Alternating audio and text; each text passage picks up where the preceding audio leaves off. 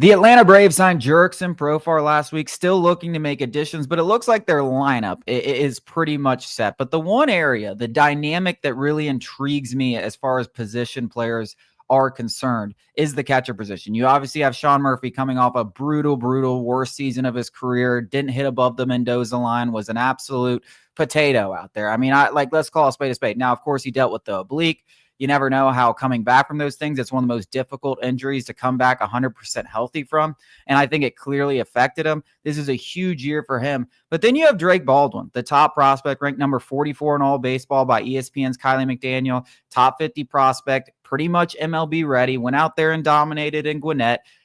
That dynamic to me going into the season is so intriguing and moving forward because Sean Murphy is under contract team control through 2029. And it doesn't really make a ton of sense to have two guys playing elite level catcher because they both can't play every single day, even if you need two catchers. So in the future, maybe not this year because you don't know about Drake and you don't know what Sean Murphy is. You don't want to sell low on him. I don't think the trade's coming right now because you don't want to sell low on Sean Murphy. But in the future, that's a very intriguing dynamic. And I think Drake Baldwin this year could force his hand and be in Atlanta this season. I mean, he's ready, in my opinion.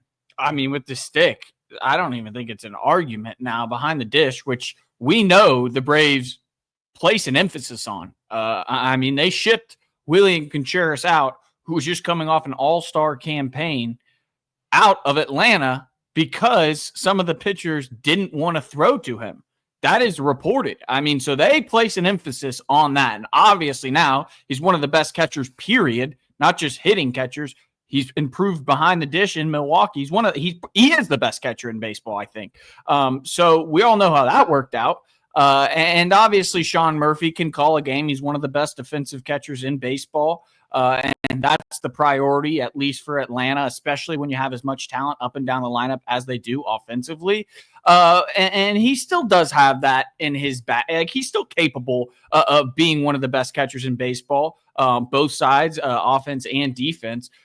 Drake Baldwin is good, would be a good hitter in baseball right now, not just for catchers, for any position. And I think if you're the Atlanta Braves and you're looking at the 2026 roster and beyond, you're thinking Marcell Ozuna, can't be anything other than a DH. They're entering the last year of his deal. It's kind of the perfect scenario where, Sean Murphy probably isn't going to DH, but, unless he is hitting like he was in the first half of his first season, Drake Baldwin, I mean, in my mind, it just the puzzle pieces fit together perfectly where he can catch, 40% of the games or whatever it is, depending, and, be a DH for the other 60% while Sean Murphy's catching for the other 60%. And, I don't think that you can really make any long-term decisions this offseason without, seeing Drake Baldwin catch your, major league pitchers. Yeah, I mean, definitely the Marcell Ozuna moving off him is definitely, could be in the cards. Probably even likely if Drake Baldwin develops as we all expect. I mean, this guy to me is a 20, 30 home run guy at the next level. I mean, effortless power to all field. He hasn't done it yet, but I just think as he continues to grow, I mean, people are projecting 20. I think it's more closer to 25, 30. I really think he has that kind of power to all fields. And like I said, effortless.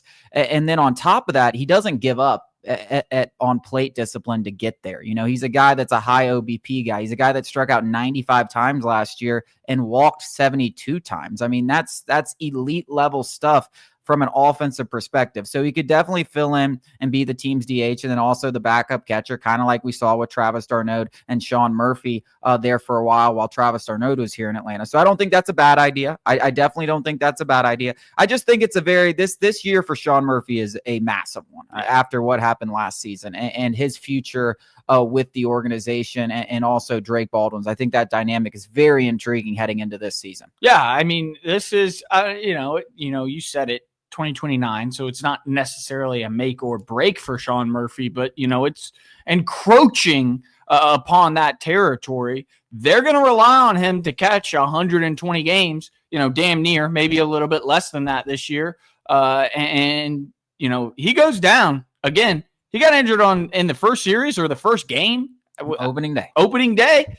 I mean, and as you take a beating behind the dish. I mean, it's, to play that many games, you're a real Iron Man. It's not like Matt Olson going and playing 162 games at first base. It's a completely different game behind the dish. So, you go down for a little bit, Drake Baldwin gets called up and he shines.